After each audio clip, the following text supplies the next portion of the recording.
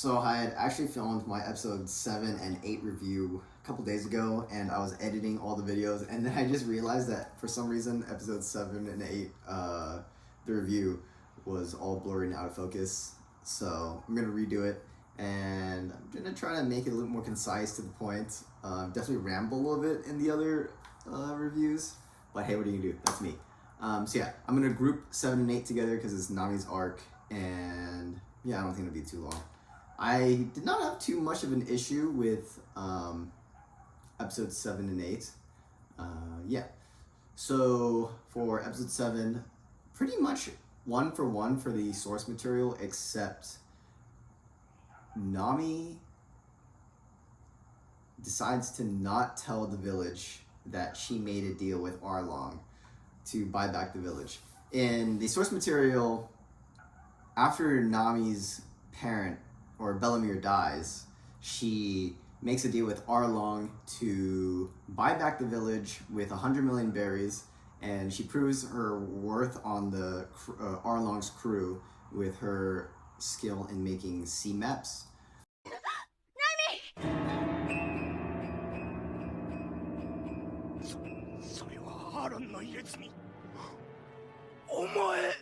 And the village knows about it, but they all kind of keep silent about it to help Nami not struggle as much. In the show, Nami has not told anybody, and they find out, or Nojiko, Nami's sister, finds out that she is stashing the 100 million berries in Bellemere's coffin, which is her adopted mother's coffin, which is I thought a weird change. I think they should have just made it like a random box in the tangerine orchard. But yeah, it was a random change. Overall, I didn't think it had too much of an impact on the story. There is some heartstrings where in the story overall, Arlong finds out that Nami is a little bit close to getting that 100 million berries, so he gets a corrupt marine called Nezumi, who's a literal rat, to go get Nami's stolen goods. And the whole thing is that he's supposed to give it back to the people that it was stolen from, but yeah, it's not gonna happen. He's gonna pocket the money. So Nami's about to lose that, or she does lose it, and the villagers hear about it, and they're like, well, we tried to hold out for Nami for as long as possible, but she lost the money. She didn't lose the money. The money was taken from her, and now it's either die of starvation or die fighting. And so they're about to march on Arlong Park, but Nami is like pleading with them, please, don't worry guys. She puts up a brave face. She's like, I'll get the money back. It's gonna be lickety split. I'll do it. I know how to do it. It'll be faster this time. But the villagers are like, we can't make this girl suffer more than she already has.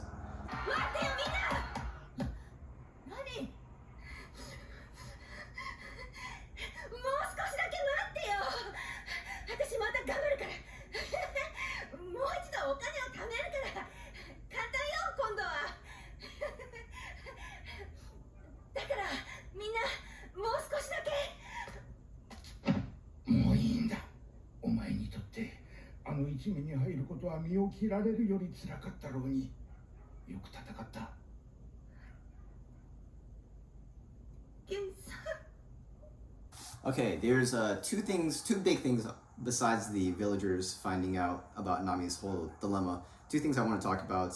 One is Bellemere's sacrifice, and two, Nami's help me scene.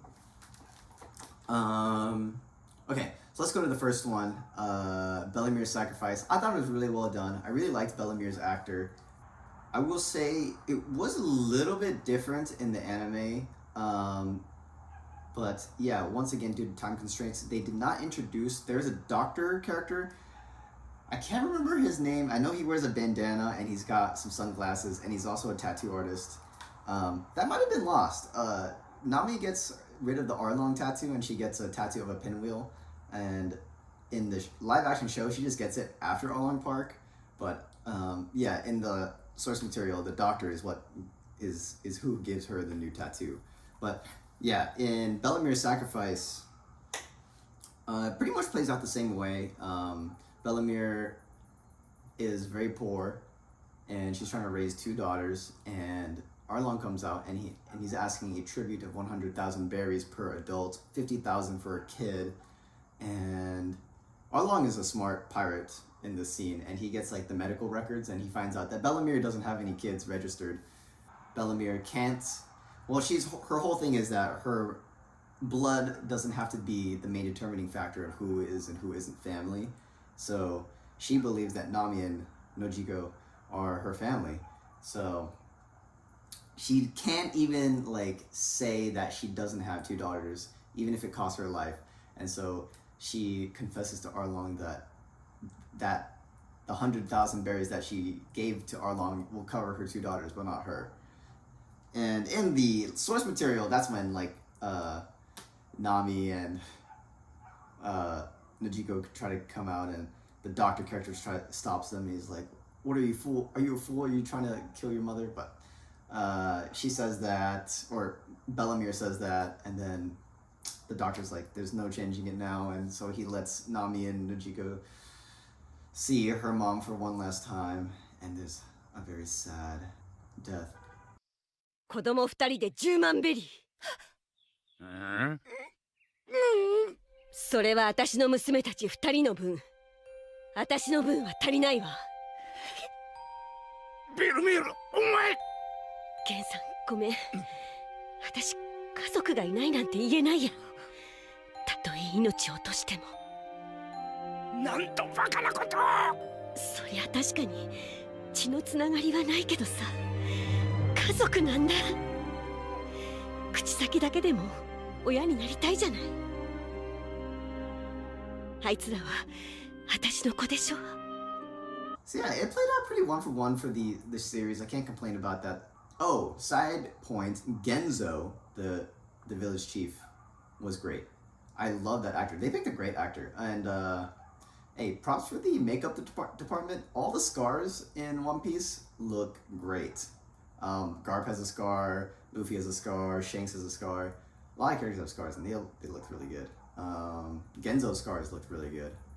For people who don't know why, like, Genzo wears like a pinwheel, or for people who don't know why there's so many pinwheels in, I think it's Cocoa Village, is because Bellamir saved Nami and Nojiko from like a battlefield, and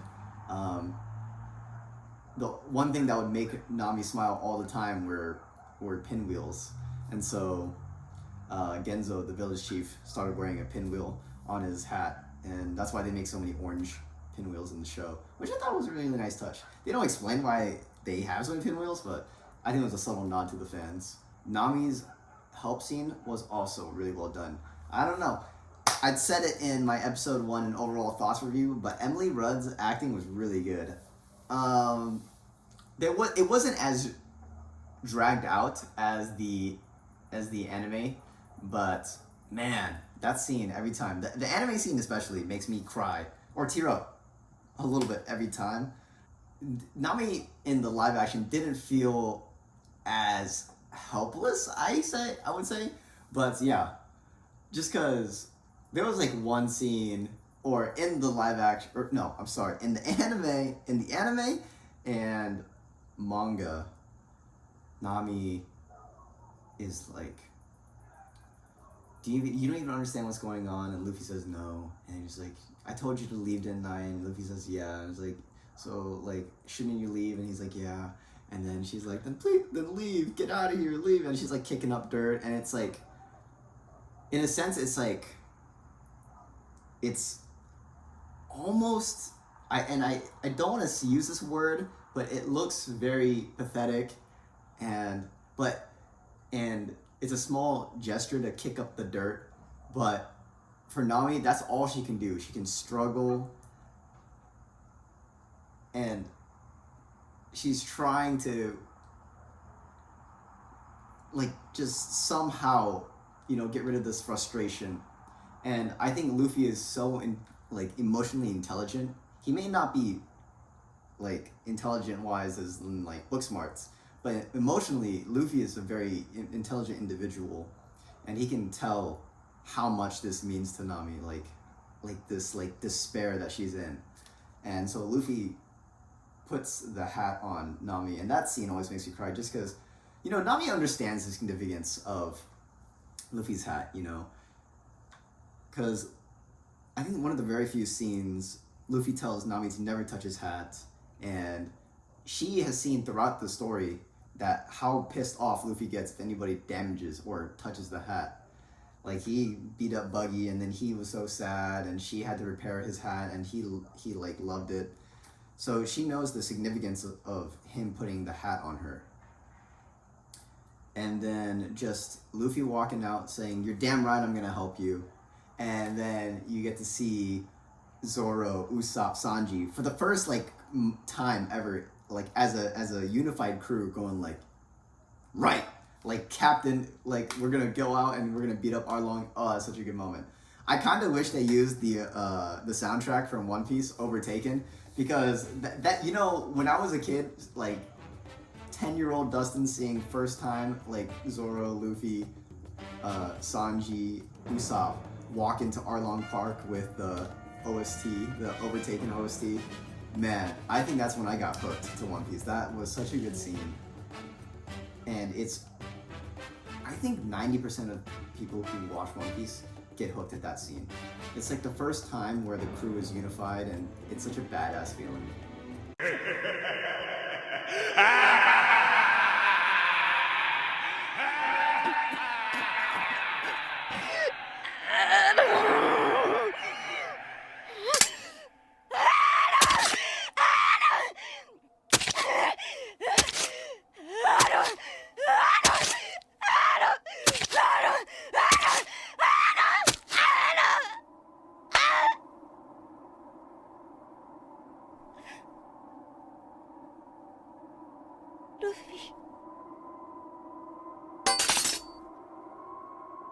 何よ、何も知らないくせに。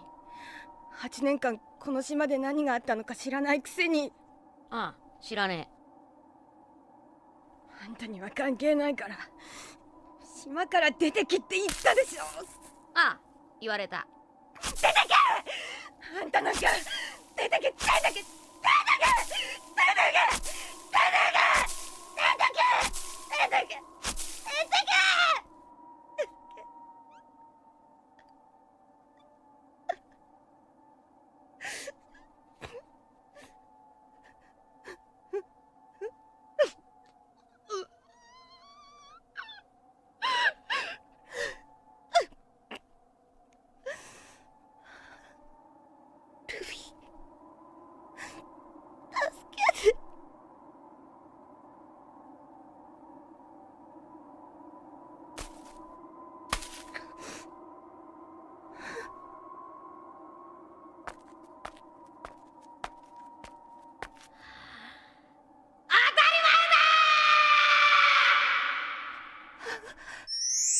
俺の宝物に触るな。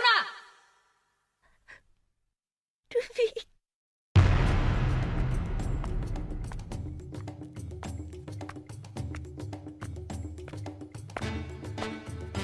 行くぞ。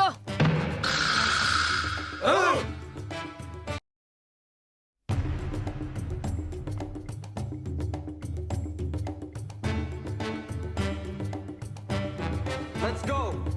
Right. I'll give episode 7 a 9 out of 10. No, you know what? I'm going to give it an 8.7 out of 10 because I'm going to give episode 8 a 9 out of 10. I think episode 8 is probably the most faithful to the source material. Like, nothing really gets changed besides...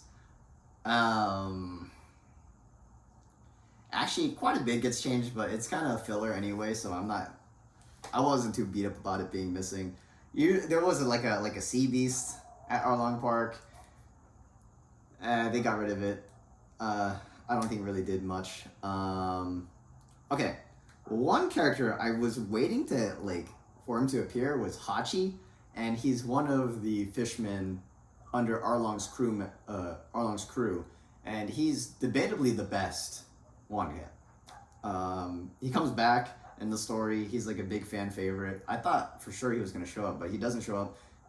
Originally in the anime and manga, Zoro fights Hachi, who is an octopus, and he has the 8-sword style, which is a fun fight because 8-sword style versus the 3-sword style. And you get a cool scene with Johnny Yosaku and Zoro, but whatever, I digress. It's okay, it doesn't really matter. 見せてやるぜサントリーをニューヨサクジョニーてめえらの剣貸せもちろんだ兄貴受け取れ参ったな意識がぶっ飛びそうだあと何分経ってられるか六刀流兄貴青でタコ足危険兄貴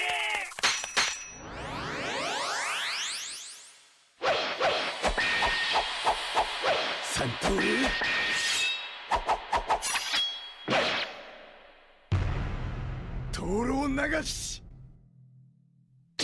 In the live action, Sanji and Zoro fight together, which I thought was a good touch. But Sanji got his fight with Kurobi. Kotlet! Collier! Épaulet! Potran!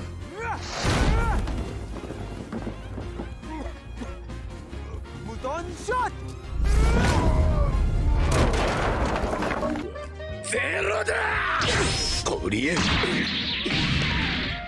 エポールジゴセルコートレットパワトリエン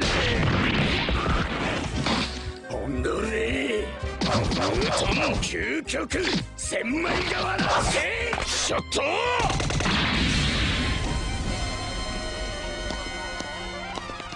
デザートはいらねえかSo kind of wish they had the Hachi fight actually. I think it would have been really cool, but I guess budget constraints. Usopp got his, actually, you know what? That's a good point. Usopp got his one and only fight in the show here, and it's pretty much 1-for-1 for the source material. I thought it was a little bit dumb how he played dead, and then he came back up, like said, "Hey, I'm still alive," and then he shoots the fisherman, but whatever. どこやってあにゃら酒視察生ボス何が終わったってこの勝負さ視察カレーバッシュ酒は燃えるんだぜ見るサップアップ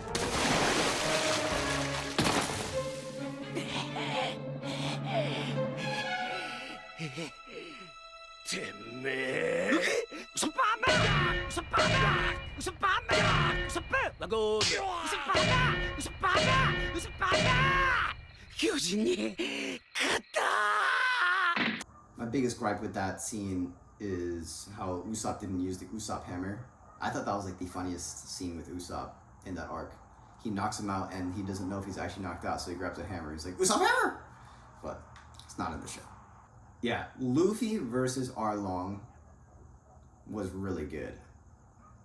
That's where like 90% of the budget went for this show. I can definitely tell because Luffy used his powers a lot. Arlong, I think, definitely required some CGI, especially when his like teeth grew back. So there were those scenes. In the live action, or no, in the manga, Luffy uses his like shark teeth as like castanets. そこを動くクソゴムめそうだおもろいこと考えたみんなあれは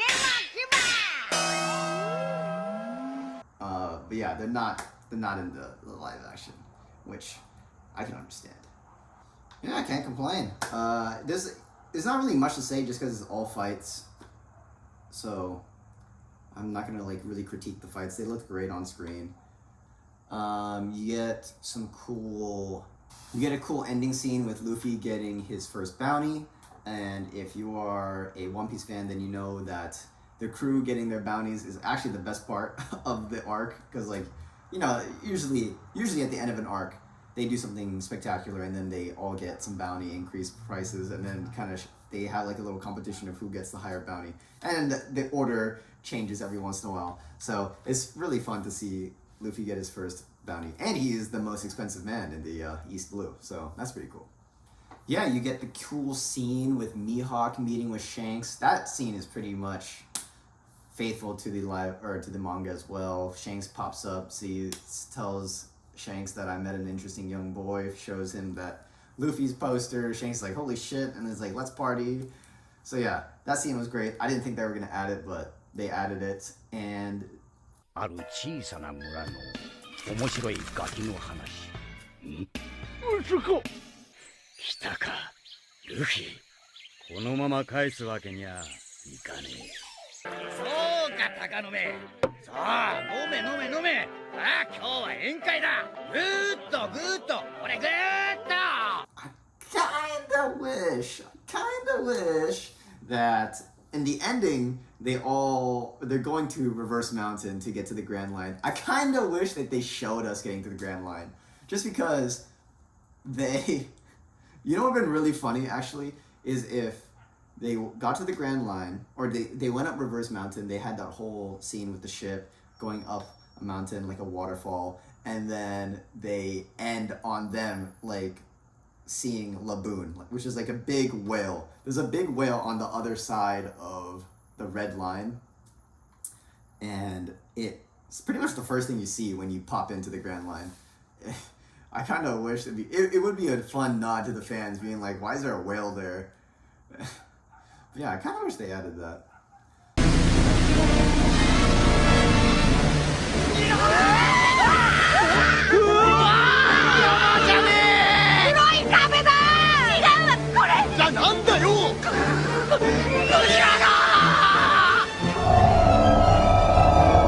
I mean, I already gave my overall thoughts, but overall thoughts, I thought live action One Piece was great.